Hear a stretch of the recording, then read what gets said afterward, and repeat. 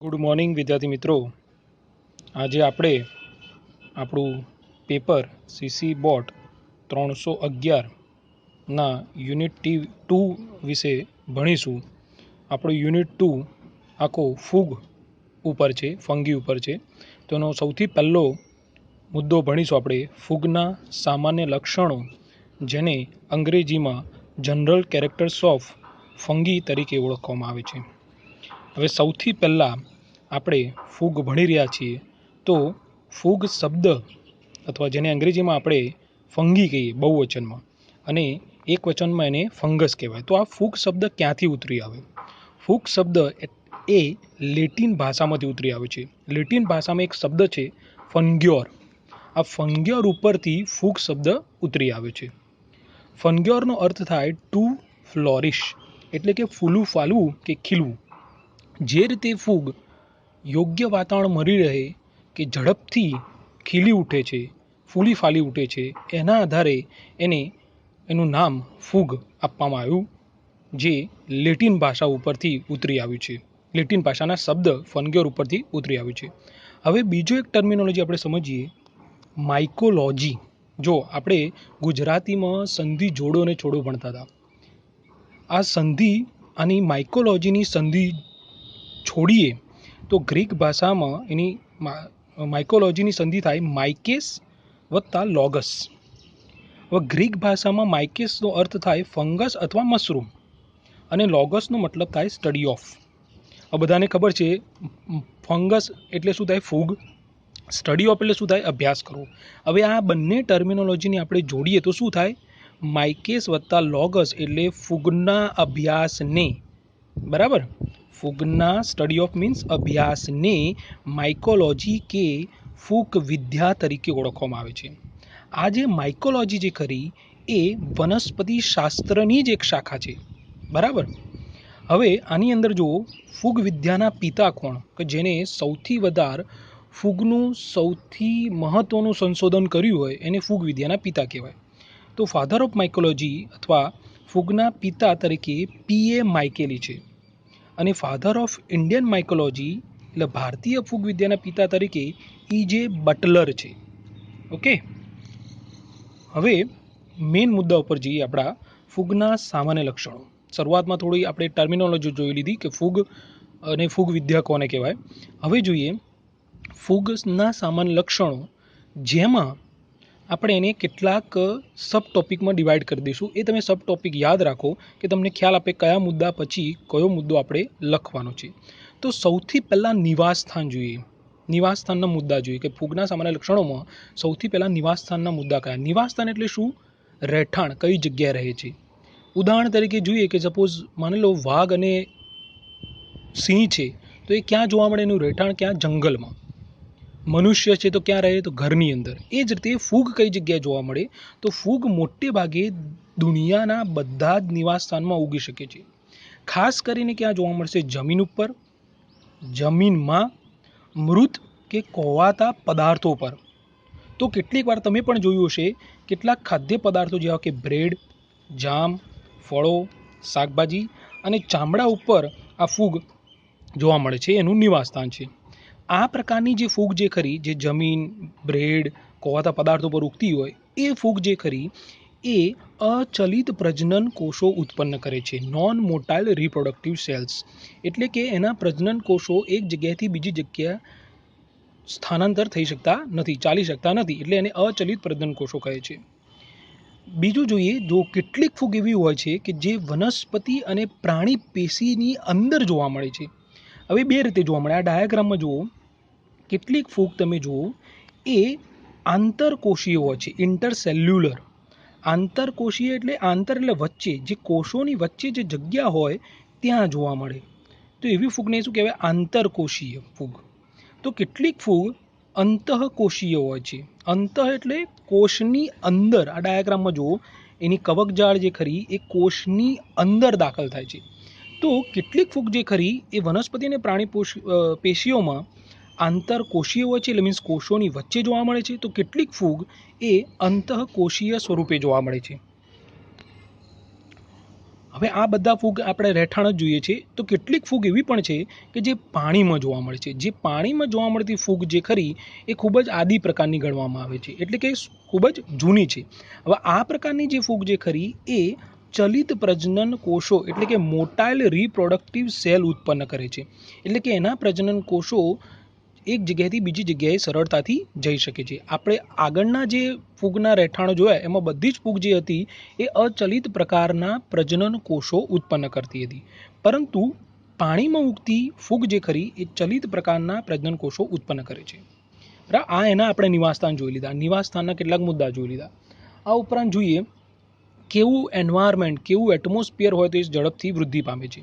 તો એસિડિક માધ્યમમાં ફૂગ ઝડપથી વૃદ્ધિ પામે છે. બીજું, મૃતોપજીવી જે ફૂગ જે ખરી એની વૃદ્ધિ માટે 20 થી 30 સેન્ટીગ્રેડ તાપમાન અને પરોપજીવી ફૂગ માટે 30 થી 37 ડિગ્રી સેલ્સિયસ તાપમાનની જરૂર પડે છે. હવે આપણે અત્યાર સુધી શું જોયા, એના રહેઠાણ અને કેવા એન્વાયરમેન્ટમાં ઉગે છે ત્યાં 2 મુદ્દા જોયા ફૂગના સમલક્ષણો. હવે ફૂગનો દેહ કેવો હોય, શરીર રચના કેવી હોય એના ઉપર રાખીશું. જો તમારે આજુબાજુની આપણે વનસ્પતિ જોઈએ તો તમે એમને જોવા મળશે કે મૂળ, પ્રકાંડ અને પર્ણ ધરાવતી હશે. આજુબાજુની વનસ્પતિમાં સરળતાથી આપણે જોઈ શકીએ છીએ. પરંતુ ફૂગનું જે શરીર જે ખરું, ફૂગનો જે દેહ જે ખરો એમાં મૂળ, પ્રકાંડ કે પર્ણમય વિભેદન પામેલ હોતો નથી, એટલે કે ખૂબ જ સરળ રચના ધરાવે છે. હવે જે વનસ્પતિનો દેહ મૂળ, પ્રકાંડ અને પર્ણ વિભેદન પામેલો ના હોય એવા દેહ રચનાને શું કહેવામાં આવે છે? સુકાય કે થેલસ તરીકે ઓળખવામાં આવે છે. તો આ સુકાયની વ્યાખ્યા થઈ. ફૂગ જે ખરું એ સુકોષકેન્દ્રી સજીવ છે. તમને ખબર છે કે ભાઈ 3 પ્રકારના સજીવ હોય, અકોષકેન્દ્રી સજીવ, સુકોષકેન્દ્રી સજીવ, આદિકોષકેન્દ્રી સજીવ. તો ફૂગ કેવા પ્રકારનો સજીવ છે? સુકોષકેન્દ્રી સજીવ છે. બીજું કે એની અંદર સંવહન પેશી આવેલી હોતી નથી. સંવહન પેશી એટલે જલવાહક પેશી અને અન્નવાહક પેશી આવેલી હોતી નથી. હવે ફૂગનો જે સુકાય જે ખરો એ 2 પ્રકારનો હોય છે. ડાયાગ્રામમાં આપણે જોઈએ એ 2 પ્રકાર ડાયાગ્રામમાં આપેલા છે. એક છે તંતુમય સુકાય અને બીજો છે એક કોષીય સુકાય. જો મિત્રો, સૌથી મહત્વની વાત એ કે બોટનીની અંદર તમે ડાયાગ્રામના આધારે એટલે આકૃતિના આધારેનું વર્ણન લખી શકો છો. તો અહીંયા આપણે જોઈશું આ જે 2 ડાયાગ્રામ આપ્યા છે એ ડાયાગ્રામના આધારે વર્ણન કેવી રીતે લખાય એની પ્રેક્ટિસ તમે કરજો તો લખાણ તમારે જોવું નહીં પડે, ફક્ત ડાયાગ્રામના આધારે તમે એનું વર્ણન, પૂરેપૂરું વર્ણન લખી શકશો. તો જોઈએ ફૂગના સુકાયના 2 પ્રકારમાં એક છે તંતુમય સુકાય અને બીજો છે એક કોષીય સુકાય. આની અંદર જુઓ કે તંતુમય સુકાય જે ખરો એ મોટા ભાગની જે ફૂગ જે કરે ને પૃથ્વી પર જોવા મળતી મોટા ભાગની ફૂગ તંતુમય પ્રકારનો સુકાય ધરાવે છે. હવે તંતુમય એટલે શું? હું તમને કહું કે તંતુમય એટલે એકદમ સૂક્ષ્મ પાતળા દોરી અથવા રૂના તાતણા જેવી રચના હોય. આ જે ડાયાગ્રામમાં તમને દેખાય એકદમ પાતળી સૂક્ષ્મ હોય. આ તો ડાયાગ્રામ દોર્યો છે, એકદમ તમે નરી આંખે એની ડાયાગ્રામની રચના જોઈ શકો નહીં. બરાબર, માઇક્રોસ્કોપની અંદર આવો એનો ડાયાગ્રામ દેખાય. એટલે તંતુમય એટલે શું? એ સૂક્ષ્મ પાતળી દોરી કે રૂ જેવી જે રચના ધરાવે. બરાબર, અહીંયા બતાવ્યું છે જો રૂ જેવી રચના જે ધરાવે એને આપણે શું કહીએ છીએ? કવક તંતુ. બરાબર, હવે આવા ઘણા બધા કવક તંતુઓ એકબીજા સાથે જોડાઈને જાળી જેવી જાળીદાર રચના બનાવે તો એને શું કહેવામાં આવે છે? કવક જાળ, જેને અંગ્રેજીમાં કહેવાય માઇસેલિયમ. હવે આની અંદર તમે જુઓ, આ ડાયાગ્રામની અંદર તમને દેખાશે કે જ્યાં તંતુમય રચના છે એમાં વચ્ચે પાર્ટીશન જોવા મળે છે, પડદા જોવા મળે છે. ઉદાહરણ તરીકે માની લો તમારા હાથની આંગળી જુઓ, આંગળીઓની વચ્ચે આપણી આંગળીમાં વેઢા જોવા મળે છે. એ વેઢાના કારણે આપણી આંગળી જે ખરી એ કેટલાક ખંડોમાં વહેંચાઈ જાય છે. એવી જ રીતે આ ડાયાગ્રામમાં જુઓ, જે તંતુમય રચના છે, નળાકાર તંતુમય રચના છે, એમાં વચ્ચે પડદા આવેલા છે, આડી દિવાલ આવેલી છે, જેના કારણે આખો સુકાય કેવો થઈ જાય છે? નાના નાના ખંડોમાં વિભાજિત થઈ જાય છે. તો આવા સુકાય કેવો કહેવાય? એક કોષીય કે બહુકોષીય કહેવાય? બહુકોષીય કહેવાય. આપણી આંગળી જેમ જુદા જુદા ખંડોમાં વિભાજિત થયેલી છે ને, એ પણ બહુકોષીય કહેવાય. જો માની લો આ આપણી આંગળીઓની વચ્ચે વેઢા ના હોય, સીધે સીધું હોય, તો એને બહુકોષીય કહેવાય નહીં, કેમ કે ખંડોમાં વિભાજિત થતો નથી. એને શું કહેવાય? એકકોષીય.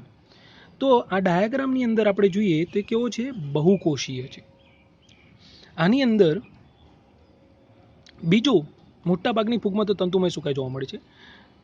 બહુ ઓછી એવી ફૂગ છે કે જેની અંદર સુકાઈ કેવો છે? એક જ કોષનો બનેલો છે. આ ડાયાગ્રામમાં જો ફક્ત એક જ કોષ છે, એક કોષીય હોય છે. બીજું કે આ ડાયાગ્રામમાં કોઈ આવી કવક જાળ જેવી અથવા કવક તંતુ જેવી રચના જોવા મળતી નથી.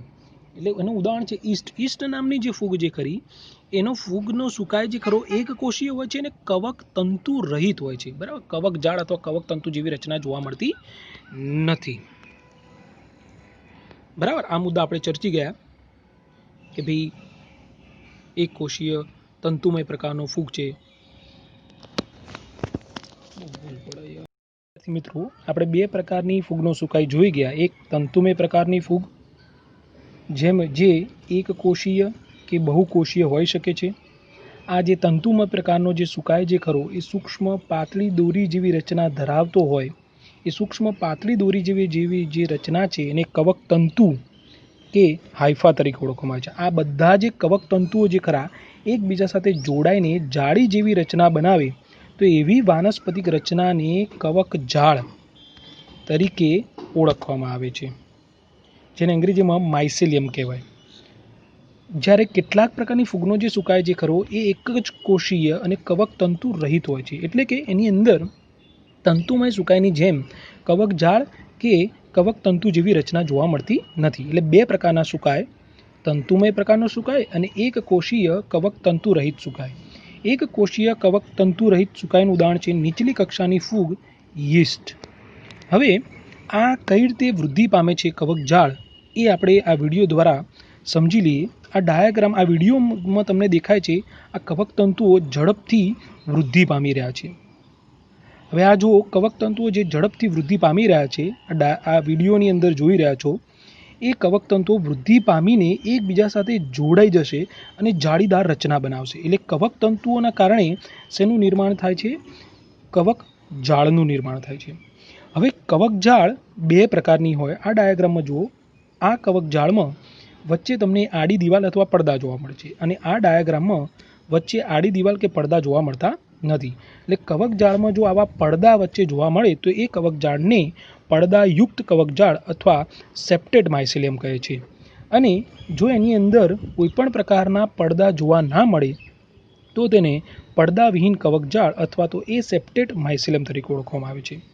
પડદાયુક્ત કવક જાળનું ઉદાહરણ છે એસ્કોમાઇસેટિસ અને બેસિડિયોમાઇસેટિસ વર્ગની ફૂગ. એનું એક ઉદાહરણ છે એગેરિકસ. જ્યારે પડદાવિહીન કવક જાળનું ઉદાહરણ છે ફાઇકોમાઇસેટિસ વર્ગ, જેનું ઉદાહરણ છે ફૂગનું પિથિયમ. હવે કવક જાળ આપણે જોઈ જેની વચ્ચે શું જોવા મળતું હતું? પડદા જોવા મળતા. આ પડદા જે ખરા અહીંયા ડાયાગ્રામમાં જુઓ, પડદાની વચ્ચે એક સૂક્ષ્મ છિદ્ર જોવા મળે છે. આ સૂક્ષ્મ છિદ્ર એકદમ સરળ પ્રકારનું હોય, કાં તો કેટલીક ફૂગમાં આ સૂક્ષ્મ છિદ્ર જે ખરું એ સૂક્ષ્મ છિદ્રની આસપાસ જે પડદો જે ખરો એ ફૂલેલો ઝાર જેવો બની જાય છે. તો એ છિદ્રને ડોલીપોર પ્રકારનું છિદ્ર કહે છે. એટલે કે કવકજાળમાં આવેલો પડદો બે પ્રકારના છિદ્ર ધરાવે. મોટાભાગની ફૂગમાં સરળ પ્રકારનું છિદ્ર હોય, જ્યારે ખાસ કરીને બેસિડિયોમાઇસેટિસ વર્ગનું જે ફૂગ જે ખરી એની અંદર પડદામાં આવેલું જે સૂક્ષ્મ છિદ્ર જે ખરું એ ડોલીપોર પ્રકારનું છિદ્ર હોય છે. એટલે કે ડોલીપોર છિદ્ર એ બેસિડિયોમાઇસેટિસ વર્ગની લાક્ષણિકતા છે. હવે જોઈએ, અત્યાર સુધી આજે આપણે કવકતંતુ જોયા, એની રચના સમજ્યા. કેટલીક ફૂગમાં આ કવકતંતુઓ રૂપાંતર પામી એકબીજા સાથે સંસર્ગમાં આવી વિશિષ્ટ રીતે ગોઠવાઈને કેટલાક રૂપાંતરોમાં ફેરવાય છે. ઉદાહરણ તરીકે જોઈએ કે કૂટપેશી. બે પ્રકારની કૂટપેશી છે, દીર્ઘ ઉત્તક પ્રોસેનકાયમા અને કૂટ મૃદુતક. તો સૌથી પહેલાં જોઈએ દીર્ઘ ઉત્તક. આ ડાયાગ્રામમાં જુઓ, આ ડાયાગ્રામમાં જે તમને દેખાય છે ને એ કવક જાળ છે અથવા કવક તંતુ છે. આગળ આપણે જોયા કવક તંતુ અથવા કવક જાળ એકદમ અલગ પ્રકારના હતા. અહીંયા આ જે કવક તંતુ જે દેખાય પ્રોસેનકાયમાના કવક તંતુ એ કેવા છે? લાંબા સમાંતર કોષ જેવા દેખાય છે, પરંતુ એ કોઈ વિશિષ્ટ કાર્ય કરવા માટે રૂપાંતરિત થયેલા છે. બીજો પ્રકાર જુઓ કૂટમૃદુતક. આ તમને ડાયાગ્રામમાં દેખાય સ્યુડોપેરેન્કાઇમા કૂટ મૃદુતક. તમને એવું લાગશે કે મૃદુતક પેશીની રચના છે, પણ ના, કવક તંતુઓ રૂપાંતર પામી મૃદુતક પેશી જેવા દેખાય છે, તો એવા કવક તંતુઓને કૂટ મૃદુતક કહે છે. એવી જ રીતે મુલાબ, કેટલાક કવક તંતુઓ મૂળ જેવા દેખાય. સ્ટ્રોમેટા, જાલાસ્મ, ચૂષકો, ડાયાગ્રામમાં જો ચૂષકો દેખાય છે તમને, એ કવક તંતુઓ ચૂષકોની રચના કરે વિશિષ્ટ કાર્ય કરવા માટે. બીજું છે એપ્રેસોરિયમ, ડાયાગ્રામમાં દેખાય છે એપ્રેસોરિયમ, કે ભાઈ કોષમાં દાખલ થતાં પહેલાં એનો જે કવક જાળનો કવક તંતુને જે ભાગ જે ખરો એ ફૂલેલો જોવા મળે છે. એ ફૂલેલા ભાગને એપ્રેસોરિયમ તરીકે ઓળખવામાં આવે છે. એટલે કવક જાળ જે ખરી એ કેટલાકની અંદર રૂપાંતર પામી કેટલાક વિશિષ્ટ કાર્યો સાથે સંકળાયેલી હોય છે. હવે અત્યાર સુધી આપણે કેટલા મુદ્દા જોયા? એક તો નિવાસસ્થાન જોયું, કેવા એન્વાયરમેન્ટમાં ઉગે છે એ જોયું, એની સુકાય રચના જોઈ, સુકાય રચનામાં કવક જાળ કેવી હોય એ જોયું. હવે જોઈએ ફૂગમાં કોષ દિવાલ કેવી હોય. ફૂગની જે કોષ દિવાલ જે ખરી અથવા જેને સેલ વોલ કહીએ એ મુખ્યત્વે કાઇટિનની બનેલી હોય, જેને ફંગસ સેલ્યુલોઝ તરીકે પણ ઓળખવામાં આવે છે. મોટા ભાગની જે ફૂગ એની કોષ દિવાલમાં મુખ્ય ઘટક તરીકે શું હોય? કાઇટિન. મુખ્ય ઘટક તરીકે કાઇટિન આવેલો, જેને ફંગસ સેલ્યુલોઝ તરીકે પણ ઓળખવામાં આવે છે. પરંતુ બર્નેટ 1968ના મત પ્રમાણે એસ્કોમાઇસેટિસ અને બેસિડિયોમાઇસેટિસ વર્ગમાં આવેલી જે ફૂગ છે એની કોષ દિવાલના મુખ્ય ઘટકમાં કાઇટિન ઉપરાંત ગ્લુકેન પણ વધુ માત્રામાં જોવા મળે છે. જ્યારે કેટલીક નીચલી કક્ષાની જે ફૂગ જે ખરી ઓમાઇસેટિસ વર્ગ જે ખરો એમાં આવેલી જે કોષ દિવાલ એ કાઇટિન કરતાં સેલ્યુલોઝની સૌથી વધુ પ્રમાણ ધરાવે છે. હવે બીજું જોઈએ, બધાને જ ખબર છે કે ભાઈ પોષણ પદ્ધતિ શું. કોષ દિવાલ જોઈ, કોષ દિવાલ પછી આપણો મુદ્દો છે કે ભાઈ પોષણ પદ્ધતિ ફૂગમાં કયા પ્રકારની હોય છે. ફૂગ બધાને ખબર છે કે ફૂગમાં ક્લોરોફિલનો અભાવ હોય છે, એટલે કે પ્રકાશ સંશ્લેષણ કરી શકતી નથી. એટલે કે ખોરાક માટે, પોષણ માટે એ બીજા ઉપર આધાર રાખે. એટલે જો ફૂગ બીજા ઉપર આધાર રાખે તો એને શું કહેવાય? વિષમ પોષી અથવા હેટરોટ્રોપ્સ પોષણ પદ્ધતિ ધરાવે છે. જો મૃતોપજીવી ફૂગ જે ખરી એ ફૂગ, એનું નામ જ છે મૃતોપજીવી. મૃતોપ એટલે મૃતોપ મીન્સ મૃત કાર્બનિક પદાર્થો પર જીવી પોષણ મેળવતી હોય એને મૃતોપજીવી કહેવાય, સેપ્રોફાઇટ્સ. અને કેટલીક ફૂગ પેરાસાઇટિક હોય, મીન્સ જીવંત સજીવો પરથી પોષણ મેળવતી હોય તો એને પરોપજીવી ફૂગ કહેવાય. એટલે બે પ્રકારની ફૂગ છે, મૃતોપજીવી ફૂગ અને પરોપજીવી ફૂગ. એટલે ફૂગ પોતાનો ખોરાક જાતે બનાવી શકતી નથી, એ બીજા ઉપર આધાર રાખે છે, એટલે કે વિષમપોષી છે. તો ક્યારેક આ ફૂગ અન્ય વનસ્પતિઓ સાથે સહજીવન ગુજારતી હોય. ઉદાહરણ તરીકે લાઇકેન જોઈએ. લાઇકેન શું છે? ફૂગ અને લીલ એકબીજા સાથે સહજીવન ગુજારે છે. બીજું ઉદાહરણ છે કવક જાળ. નામ જ છે કવક જાળ. કવક એટલે ફૂગ, બરાબર, કવક તંતુ, અને મૂળ એટલે વનસ્પતિનું મૂળ. એટલે ફૂગ અને વનસ્પતિના મૂળ એકબીજા સાથે સહજીવન ગુજારે છે. હવે જોઈએ ફૂગમાં ખોરાકનો સંગ્રહ કઈ રીતે થાય. જો આપણે નોર્મલ વનસ્પતિઓમાં આજે આપણે આજુબાજુ વનસ્પતિઓ જોવા મળે છે એમાં ખોરાકનો જે સંગ્રહ છે એ સ્ટાર્ચ સ્વરૂપે થતો હોય છે વનસ્પતિઓમાં. ફૂગ પણ વનસ્પતિ જ છે, પરંતુ એમાં ખોરાકનો સંગ્રહ ગ્લાયકોજન સ્વરૂપે થાય છે. ગ્લાયકોજન શું છે? પ્રાણીજ ચરબી છે. ગ્લાયકોજન સ્વરૂપે અને તૈલીબિંદુઓ સ્વરૂપે થાય છે. જો ફૂગની એક લાક્ષણિકતા શું છે કે ફૂગમાં કોષ દિવાલની હાજરી એ વનસ્પતિનું લક્ષણ છે, જ્યારે ફૂગમાં ગોલ્કીકાય, હરિતકણની ગેરહાજરી અને ગ્લાયકોજનનો સંગ્રહ એ પ્રાણીનું લક્ષણ છે. એટલે ફૂગ બંનેના લક્ષણો ધરાવે છે, વનસ્પતિ અને પ્રાણી એમ બંનેના લક્ષણો ધરાવે છે. હવે સામાન્ય લક્ષણોમાં બીજો મુદ્દો જોઈએ, પ્રજનન. કે ફૂગમાં પ્રજનન 3 પ્રકારે થાય: વાનસ્પતિક પ્રજનન, અલિંગી પ્રજનન અને લિંગી પ્રજનન. તો સૌથી પહેલાં જોઈએ વાનસ્પતિક પ્રજનન. કેટલા પ્રકારે થાય છે ડિટેલમાં આપણે જ્યારે ઇન્ડિવિજ્યુઅલ મુદ્દો ભણીશું એમાં જોઈ લઈશું. વાનસ્પતિક પ્રજનન એક તો અવખંડન દ્વારા થાય, દ્વિભાજન દ્વારા થાય, કલિકા સંવર્જન દ્વારા થાય, મુલાબ દ્વારા થાય અને જાલાસ્મ દ્વારા થાય, બરાબર. બીજું પ્રજનન છે અલિંગી પ્રજનન. તો અલિંગી પ્રજનન કોને કહેવાય? કે જે પ્રજનનમાં બીજાણુના નિર્માણ દ્વારા પ્રજનન થતું હોય તો એને અલિંગી પ્રજનન તરીકે ઓળખવામાં આવે છે. એટલે શું? અલિંગી પ્રજનનમાં બીજાણુનું શું થાય? નિર્માણ થાય. એના કેટલાક ઉદાહરણો આપણે જોઈએ તો ચલ બીજાણુ, જેનું ઉદાહરણ છે ફાઇટોપ્થોરા. અચલ બીજાણુ એપ્લાનોસ્પોર, એનું ઉદાહરણ છે મ્યુકર. કણી બીજાણુ કોનિડિયોસ્પોર્સ, એનું ઉદાહરણ છે આલ્બુગો અને પિથિયમ. કંચુક બીજાણુ ક્લેમાઇડોસ્પોર્સ, એનું ઉદાહરણ છે ફ્યુઝેરિયમ. આ કેટલાક અલિંગી પ્રજનનમાં ઉત્પન્ન થતા બીજાણુઓના નામ અને ઉદાહરણ છે. હવે જોઈએ લિંગી પ્રજનન. લિંગી પ્રજનન મોટા ભાગે પૃથ્વી પર જોવા મળતી બધી ફૂગમાં જોવા મળે છે. ફક્ત ડ્યુટેરોમાઇસિટીસ વર્ગ જે ખરો એ ડ્યુટેરોમાઇસિટીસ વર્ગની ફૂગ સિવાયની બધી જ વનસ્પતિઓમાં બધી જ ફૂગમાં લિંગી પ્રજનન જોવા મળે છે. એટલે કે ડ્યુટેરોમાઇસિટીસ વર્ગમાં લિંગી પ્રજનન જોવા મળતું નથી. લિંગી પ્રજનન 3 તબક્કામાં થાય. સૌથી પહેલાં જીવરસ જોડાણ થાય, પ્લાઝ્મોગેમી થાય એટલે એનો જીવરસ જોડાય, પછી કોષ કેન્દ્ર જોડાણ થાય, કેરિયોગેમી થાય, બંનેના કોષ કેન્દ્રો નર અને માદાનો કોષ કેન્દ્ર જોડાય, અને પછી એની અંદર અર્ધસૂત્રી વિભાજન થાય, મિયોસિસ થાય. એટલે આખું લિંગી પ્રજનન 3 તબક્કામાં વહેંચાયેલું છે. જીવરસનું જોડાણ, નર અને માદાનો જીવરસ જોડાય, પછી એ બંનેના કોષ કેન્દ્રો જોડાય અને છેલ્લે અર્ધસૂત્રી વિભાજન થાય. એટલે લિંગી પ્રજનન 3 તબક્કામાં થાય. આ નર અને માદા જે એકબીજા સાથે જોડાવા માટે પ્રેરાય છે એના માટે ફૂગ દ્વારા, ખાસ કરીને માદા દ્વારા ફેરોમોન નામનું રસાયણ ઉત્પન્ન કરવામાં આવે છે, જેના કારણે નર અને માદામાં લિંગી પ્રજનન કરવા માટે એ પ્રેરાય છે. આ આપણે લિંગી પ્રજનનના 3 તબક્કા જોયા. 3 તબક્કામાં લિંગી પ્રજનન થાય, પરંતુ લિંગી પ્રજનન 3 પ્રકારે થાય. તબક્કા અને પ્રકાર અલગ અલગ વસ્તુ છે. લિંગી પ્રજનન 3 પ્રકારે થાય. એક તો સમજન્યુક, આઇસોગેમી, નામ જ છે એનું, સમજન્યુક, સમાન જન્યુ, રચના અને દેહધર્મની દ્રષ્ટિએ સમાન હોય એટલે સમજન્યુક. વિષમજન્યુક, એનિસોગેમી, એટલે નર અને માદા રચનાની દ્રષ્ટિએ અલગ અલગ હોય, સરખા ના હોય રચના અને આકારની દ્રષ્ટિએ. અને ત્રીજો પ્રકાર છે લિંગજન્યુક, ઉગેમી. બરાબર, એમાં એને ઉગેમી તરીકે ઓળખવામાં આવે. એટલે 3 પ્રકારે લિંગી પ્રજનન થાય છે.